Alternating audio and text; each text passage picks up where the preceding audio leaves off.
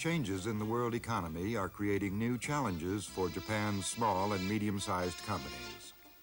As larger firms move overseas, traditional relationships between domestic companies are coming under increasing pressure. For the entrepreneurs who run the many small and medium-sized companies of Japan, the future is an uncertain one. Hello, I'm Robert Christopher, and I'd like to welcome you to Anatomy of Japan, the wellsprings of economic power. Japan's largest corporations, companies like Toyota, Mitsubishi, and Sony, are well known throughout the world. But standing behind these corporate giants is a legion of smaller firms whose contributions are often overlooked. These are the so-called child companies of Japan, subcontractors who supply manufacturers with parts and material that go into products which are then sold worldwide. Lately, many large corporations have begun to move their manufacturing bases overseas, and like dutiful sons, many of Japan's child companies are beginning to follow in their parents' footsteps. Every motorcycle enthusiast in the world has heard of Yamaha, the Japanese motorcycle manufacturer. But how many have heard of the Kyoei Company or Sakura Kogyo Limited? These are two of Yamaha's subcontractors, and they are critical to Yamaha's success.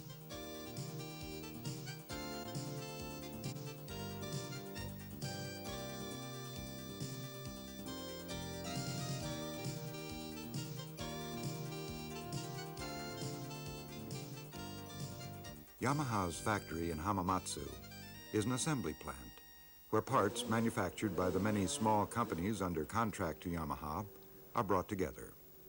These small companies and thousands like them are the true heroes behind the Japanese economic miracle.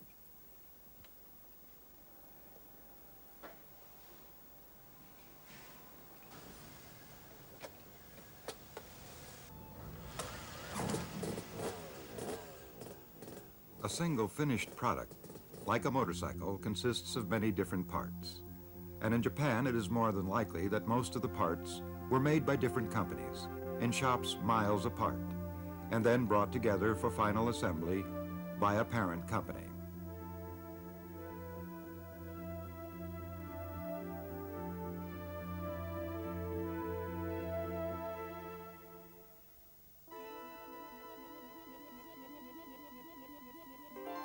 Japan's small and medium-sized businesses, defined as those firms employing fewer than 300 employees, make up 99.5% of the total number of businesses in Japan. Together, they account for 51.1% of all shipments of manufactured products.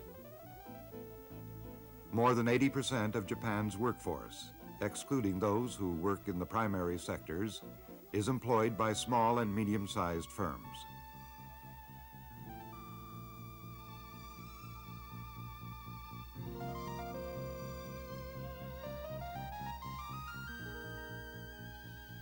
In the Japanese automobile industry, one parent company produces 31% of the parts for a finished car.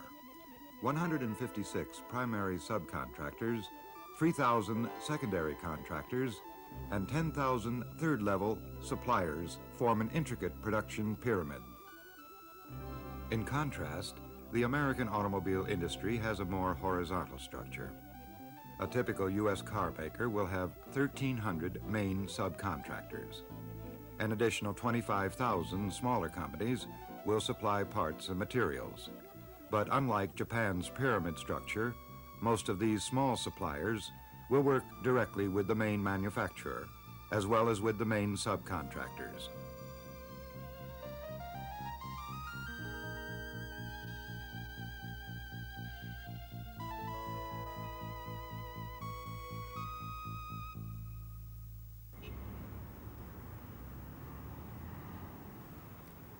Yamaha maintains relationships with 440 different parts manufacturers.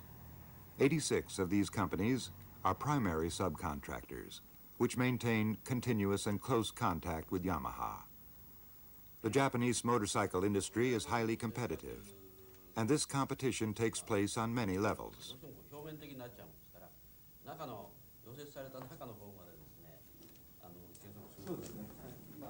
Yamaha, like Japan's other motorcycle manufacturers, seeks competitive advantage through a high level of product variation.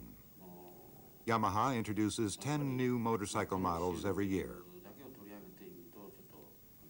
In order to keep up with rapidly changing production requirements, subcontractors must stay in close communication with Yamaha headquarters.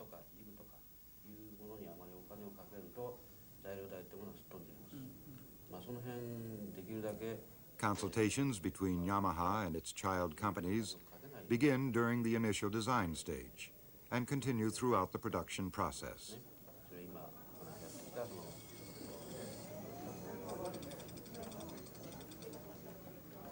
Yamaha must overcome two challenges in order to stay competitive in the world motorcycle market.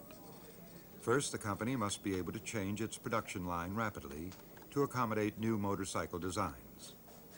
Secondly, it must manage an inventory supplied by 440 different subcontractors.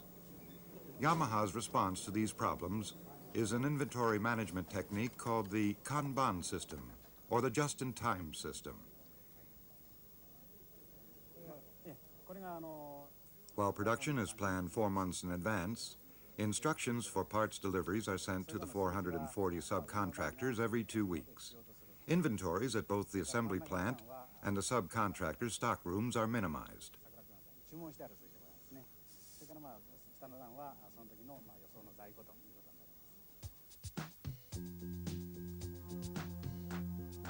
A Yamaha muffler appears to be a relatively simple piece of machinery, made up of 23 separate parts. But believe it or not, it takes 70 different companies to produce and assemble the finished product.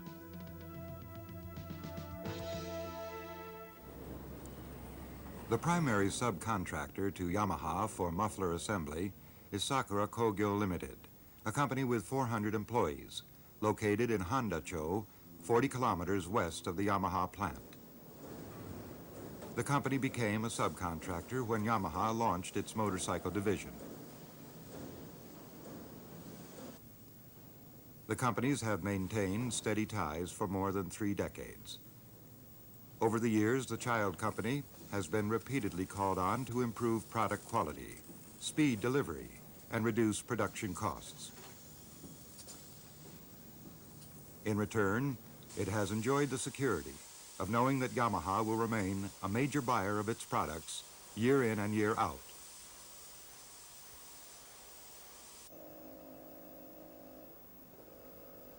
Yamaha's orders are received at Sakura Kogyo's computer center.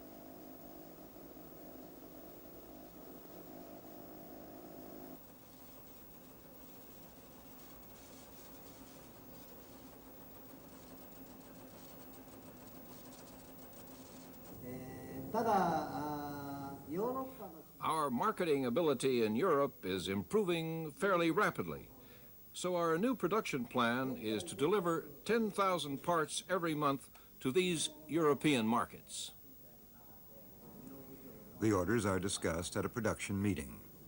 Sakura Kogyo discusses each of the 70 subcontractors in turn, and decisions are made on how best to allocate the workload among the different companies. I think the capacity of the subcontracting company will be the problem. Koike is to produce parts number 1 and 2. The size of our orders changes and the production run is not stable. It's affecting production. I think we have to find out a way to work it out.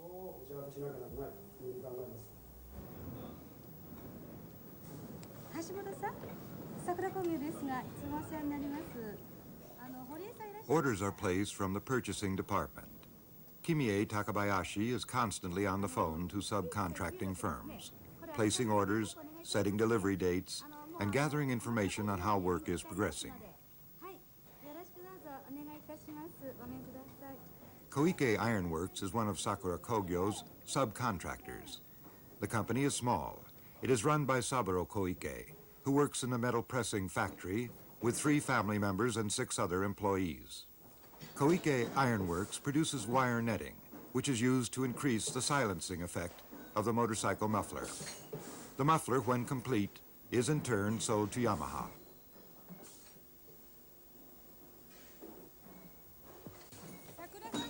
Sakura Kogyo is calling to say they need the ADF pipe right away. Oh, really?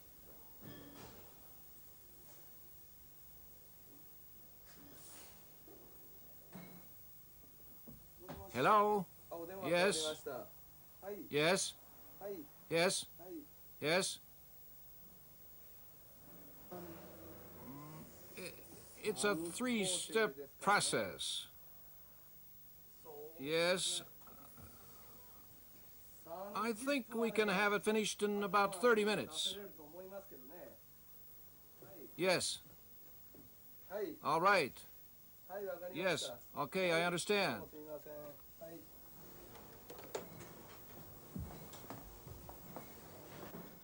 In order to fill the sudden order from Sakura Kogyo, Noboru Koike makes a rapid change in his production process. The order is for 50 parts, and Koike has only 1/2 hour to produce them.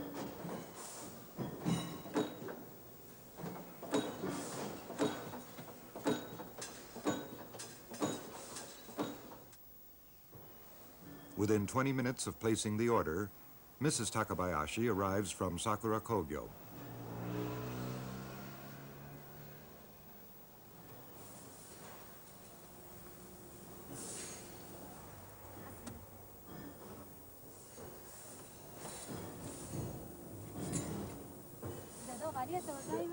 Sorry to rush you. I'll send the rest in the regular way.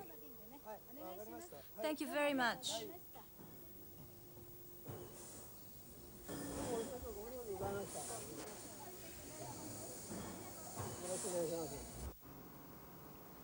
The next stop for Takabayashi is a small welding shop nearby, another subcontractor to Sakura Kogyo.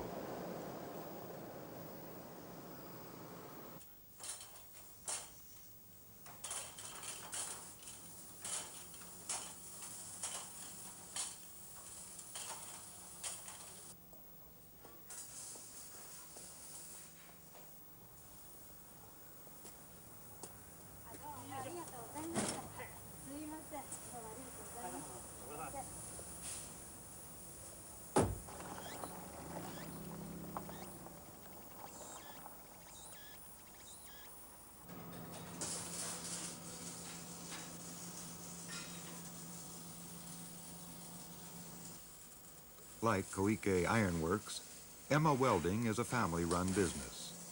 Takefumi Emma is 44 years old and left his job as a salaried employee 13 years ago to start this welding shop with his wife, Hisa.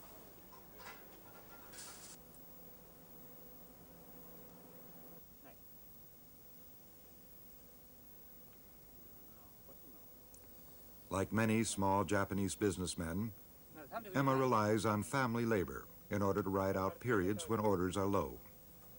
His only employees are his 2 brothers, who also assist in running the family farm.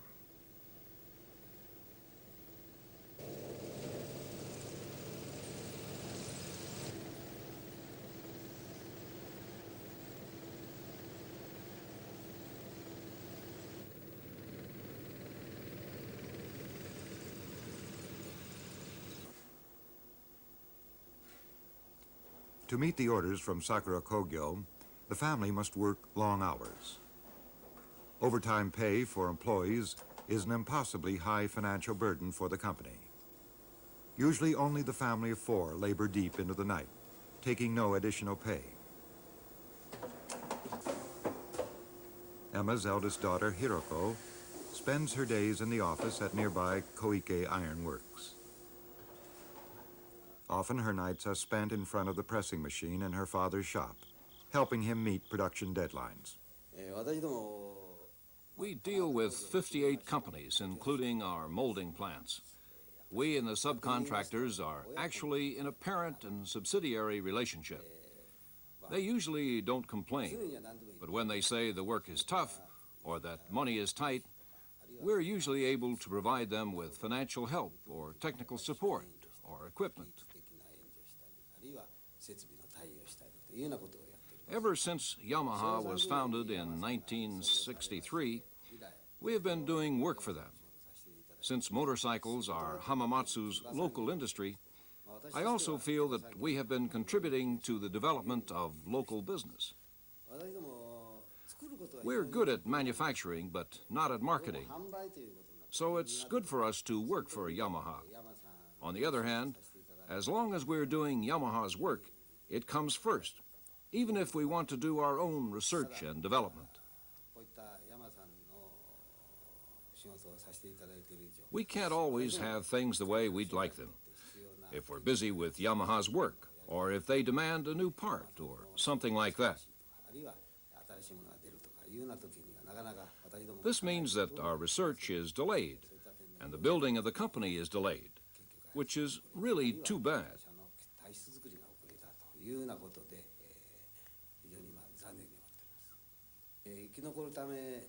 In order to keep producing and to survive, our entire company needs to work on strengthening our technical expertise and capabilities, especially in the areas of molding, pressing, plating, and welding.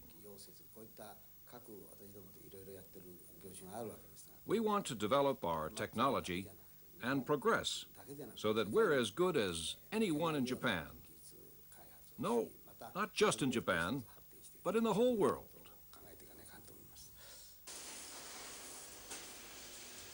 For small companies like Koike Ironworks and Emma Welding, a steady relationship with a single parent company is a key to survival. While their futures are tied to the fortunes of Sakura Kogyo, the long-term nature of the relationship releases them from the job of marketing their products and allows them to concentrate on production. Sakura Kogyo, in turn, has tied its future to that of Yamaha.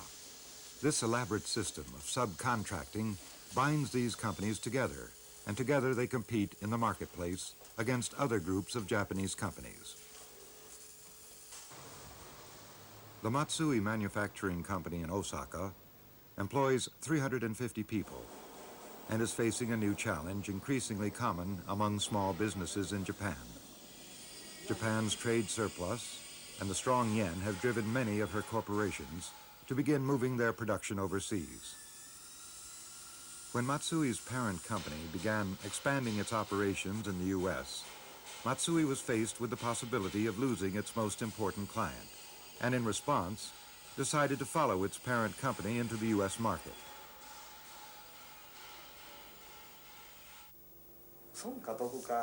Our overseas expansion was not a question of marginal gain or loss for the company. We have to do it to keep alive. We really don't want to move production offshore, but for us, it's simply a question of survival.